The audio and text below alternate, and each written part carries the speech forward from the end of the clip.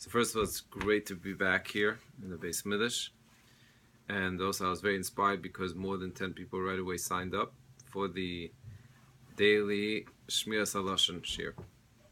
So that, B'ezrat Hashem, we're going to send out probably more in lunchtime. Hopefully until lunchtime we can hold back from, hold our mouths back. It's usually lunchtime and on that we lose sight of what we're saying.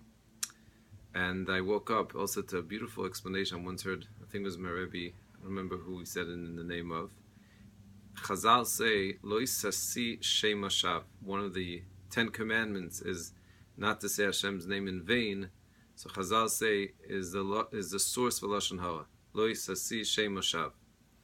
So he asked, usually Lashon Hara is misunderstood. Lashon Hara doesn't mean false. Lashon Hara means the truth, but in a destructive manner. That's Lashon Hara. As we'll learn in the Chafetz Chaim Sefer, if your intention is good, it's not Lashon Hara. So it's not automatically evil language. Lashon Hara can be a good language if it's done for the right purpose. So he asked, so why is it as interpreted as something that's not true? Lo yisasi shem Hashav sounds like it's false. And the answer is, and you could see it every time when Lashon Hara is said, is because there is some level of falsehood involved in what you're saying, in our perception.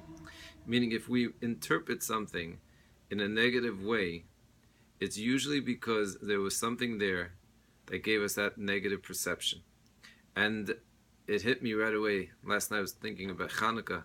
Chanuka, as we know, Chazal say it's a midrash, V'einei ema chashecha g'doila nefeles alav.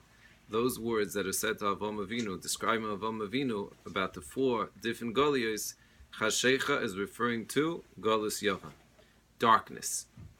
Darkness is really created specifically in this world. As we know, when Mashiach comes, it's going to be bright.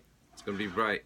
It's going to be light. What does that mean? And this also answers why there's such an emphasis at looking at the candles of Chanukah. It says so many mystical things about Chanukah. You look into the candles, it fixes all the negative things that we saw with our eyes. You could see the Or HaGanuz. It's all about light, light, light, and deep light. So I thought of the following, and it connects to another fascinating shita of the Ater Skein that Benji showed me this morning, which is a discussion whether Chanukah is going to apply in Yemosei Mashiach or not. So their opinions based on the Gemara that says Shetich leregel Talmudai, that the Chanukah, Neros Chanukah, and Yemosei Mashiach will be butter. You won't need them anymore.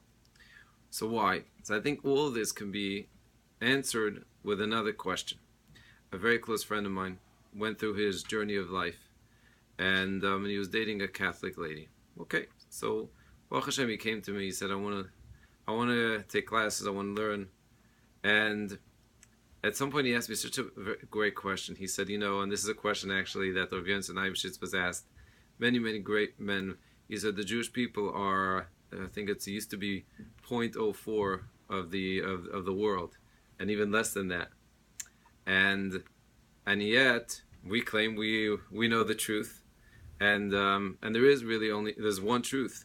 Someone's right, someone's wrong. There's a rule. You go based on Rav. That's number one kasha that they asked Rabbi Daniel Coren. We ourselves say that you go based on majority. So how can we claim that we're right? Number two, this is the question my friend asked. He said, what do you mean? They were very smart people. Take someone by the name of Aristotle, who was the Rebbe of Alexander the Great. So really, if anything, he's the teacher of the Greek culture and Greek wisdom. And the Rambam himself says that Aristotle was close b'nevuah. He was brilliant. So he said, so how can it be that he made a mistake? Why wasn't he saying, hey, Judaism is the correct one and this is the way to go? So I told him he was mechaven to Rav Chanan Wasserman. Rav Chanan Wasserman has a fascinating sefer, Kovetz Ma'amorim, very deep hashkafic questions. And the first question, if I'm not mistaken, first or second question that he discusses is this question about Aristotle. And he explains that it's true.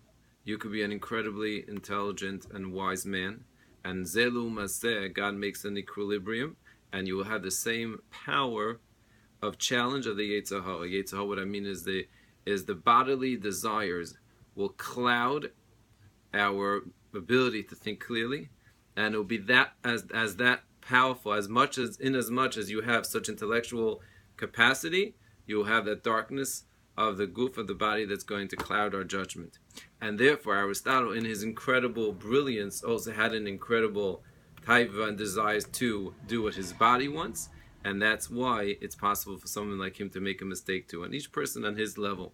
So therefore, in this world, Choshech represents the ability not to be able to see clearly. Why? Because in this world we still have the Gashmias, the Guf, the physical barrier. When Mashiach comes, we're not going to have that anymore.